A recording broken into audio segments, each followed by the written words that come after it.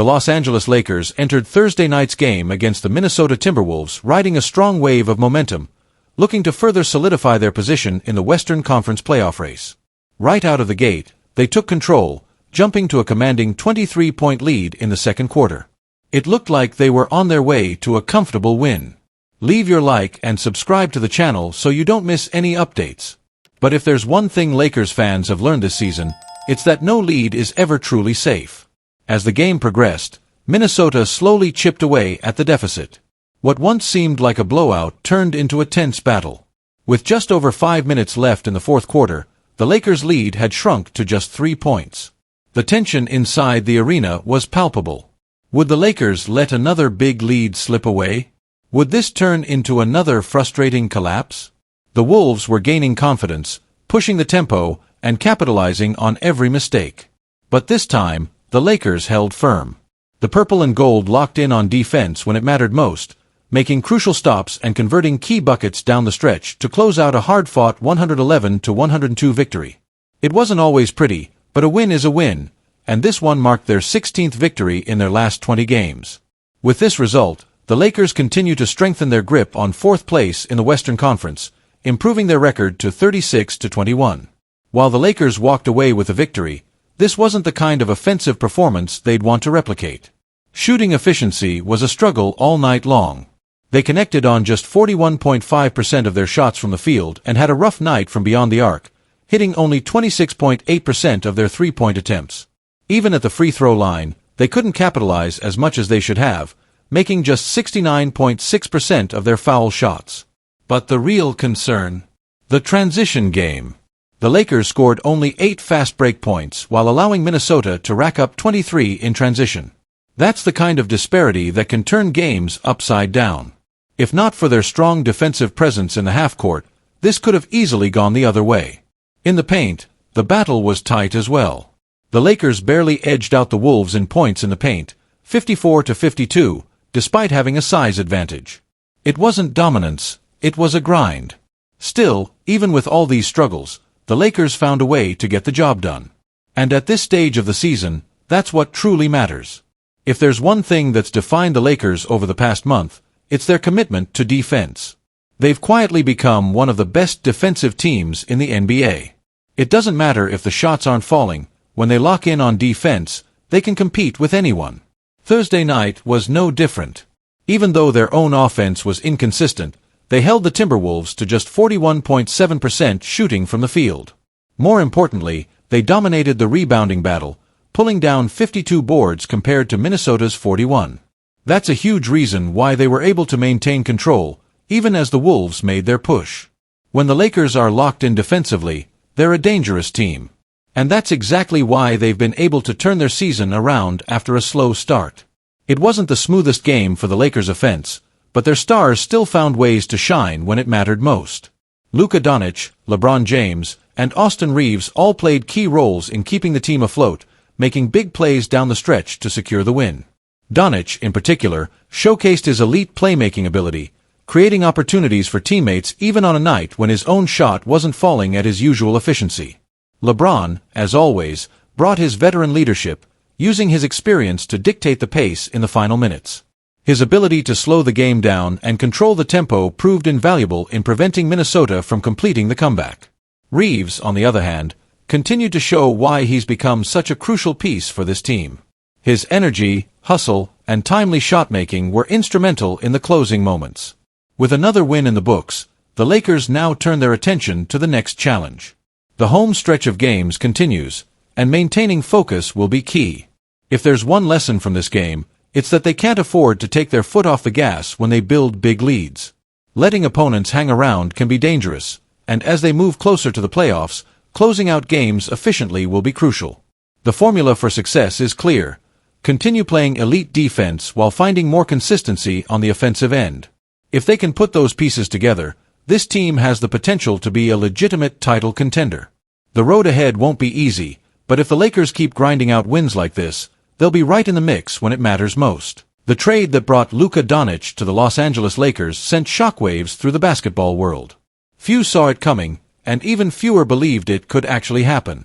Behind the scenes, Lakers owner Jeannie Buss and her front office operated with extreme caution, keeping negotiations under wraps and ensuring that no information was leaked before the deal was finalized. That level of secrecy was essential. It helped the team stay focused on their season, prevented unnecessary distractions, and kept rival teams from interfering. From the very beginning, Buss had one clear priority: maintaining the stability of the roster and making sure that the progress made by the coaching staff wasn't disrupted. She knew that a trade of this magnitude could impact team chemistry, and if word got out before everything was confirmed, it could create tension in the locker room. "My biggest concern was making sure the team stayed focused," she revealed in an exclusive interview, speaking just before the Lakers' 111-102 victory over the Minnesota Timberwolves. She explained that if news of the trade had leaked and then fallen through, it could have had a negative effect on the players and their mindset.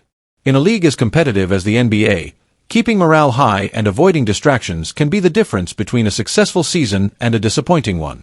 The initial discussions between the Lakers and Mavericks took place on January 7th, when the Lakers were in Dallas for a road game. That's when Mavericks general manager Nico Harrison approached Lakers vice president of basketball operations Rob Pelinka with an initial proposal. At the time, the idea of Dončić leaving Dallas seemed almost unthinkable. He had long been seen as the face of the Mavericks franchise, and many believed he would spend his entire career in a Dallas uniform. But behind closed doors, the situation was more complicated. The Mavericks were struggling to build a championship-caliber roster around Dončić, and frustration was growing on both sides.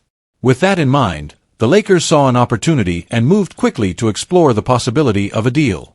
From that point on, only a select few individuals knew what was happening. Aside from Harrison and Pelinka, only Jeannie Buss and key members of the Mavericks front office were involved in the negotiations. This high level of confidentiality was crucial, not only to prevent leaks but also to avoid disrupting the Lakers' ongoing season. After nearly a month of careful discussions and strategic planning, the trade was finalized on February 1st. The announcement sent shockwaves through the league, with fans and analysts scrambling to understand how the Lakers had managed to pull off such a blockbuster move. As always, the NBA trade deadline created a tense atmosphere for teams, players, and fans alike. Rumors were flying, and uncertainty was at an all-time high. Buss acknowledged that the unpredictability of the trade deadline can be difficult for everyone involved. The trade deadline is just part of the business, but it definitely increases stress levels across the board, she admitted. Players hear their names in rumors, coaches don't know what their roster will look like after the deadline, and fans are on edge waiting for big moves. Despite the pressure, Buss remained confident in the team's approach and praised how well the negotiations were handled. Above all, she was relieved that the trade had been executed without any leaks. Even with the risk of rumors spreading and potentially causing distractions, Jeannie Buss never wavered in her belief that this was the right move for the team. She placed her full trust in Rob Pelinka, knowing that he would handle every aspect of the deal with professionalism and precision. "There's always concern about possible rule changes that could impact trades like this," she explained. "But I have total confidence in Rob because he knows how to structure deals properly and keep everything in line with league regulations."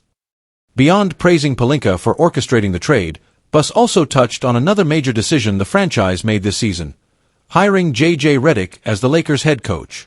The decision to bring in a first-time head coach was a bold one, and initially, there were plenty of doubts about whether it was the right move. But over time, Buss has become increasingly confident that the team made the right choice.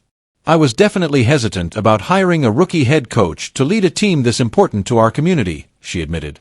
"But the chemistry between Redick and Pelinka was clear from the beginning, and that gave me confidence in the decision." Since arriving in Los Angeles, Luka Dončić has already made a significant impact. The Lakers have won 5 of their last 7 games, with Dončić playing in 6 of them. While his individual numbers aren't quite at his usual level yet, he's already proving to be a difference-maker, especially in high-pressure moments. His performances in key games, such as the victory over the Timberwolves and the intense battle against the Denver Nuggets, have given Lakers fans plenty of reasons to be optimistic. Through his first 6 games in a Lakers uniform, Dončić is averaging 19.3 points, 9.7 rebounds, and 6.3 assists per game. Those numbers might not match the astronomical stats he put up in Dallas, but they don't tell the full story. More than just a scorer, Dončić has brought a new level of playmaking and leadership to the team. His ability to control the pace of the game, find open teammates, and create scoring opportunities has added a new dimension to the Lakers' offense. As he continues to build chemistry with his new teammates, the Lakers are becoming more and more dangerous. The potential for this team is sky high. Looking ahead, the Lakers are focused on one goal: competing for an NBA championship. With Dončić in the mix, their chances of making a deep playoff run have never looked better. The front office knows that the road ahead won't be easy. There will be challenges, adjustments, and tough battles against elite teams. But if the early signs are any indication, this Lakers squad has the potential to be something special. For now, Lakers fans can sit back and enjoy the ride. The addition of Luka Dončić has injected new energy into the team, and as the regular season progresses, the excitement surrounding this group will only continue to grow. If everything falls into place, this trade could go down as one of the most significant moves in franchise history, and a turning point in the Lakers' pursuit of another championship. As the Los Angeles Lakers continue their push toward the postseason, they have exceeded expectations and established themselves as a real force in the Western Conference. With a revamped roster and strong performances from key players, the team is looking to make any final adjustments that could give them an edge in the playoffs. While the Lakers have shown resilience and adaptability, there is one area of concern that remains: frontcourt depth. After trading away Anthony Davis, the Lakers found themselves significantly thinner in size, particularly in the paint. While they have done a commendable job adjusting their playstyle to compensate for the lack of a dominant big man, the question remains whether this approach can hold up in the intensity of the postseason. The playoffs are a different beast, where size and physicality become even more crucial. Without a reliable presence down low, the Lakers could find themselves struggling against teams with dominant big men who can control the glass and protect the rim. But now, an interesting opportunity may have just emerged. The Toronto Raptors have officially waived veteran forward P.J. Tucker, making him available on the buyout market. And for a team like the Lakers, always looking to add toughness and experience, this could be a move worth considering. Tucker, a defensive-minded veteran known for his grit and physicality, has not played at all this season. He was initially part of the Philadelphia 76ers roster before being traded to the Los Angeles Clippers in a package deal, and then subsequently moved to Toronto prior to the NBA trade deadline. Despite his lack of playing time this season, Tucker remains a respected figure around the league, especially for contending teams that value defensive versatility and veteran leadership. While Tucker wouldn't completely solve the Lakers' size issue, he does have experience playing as a small ball center. Throughout his career, he has thrived in defensive schemes that require switching onto multiple positions, and he has proven he can hold his own against bigger players in the post.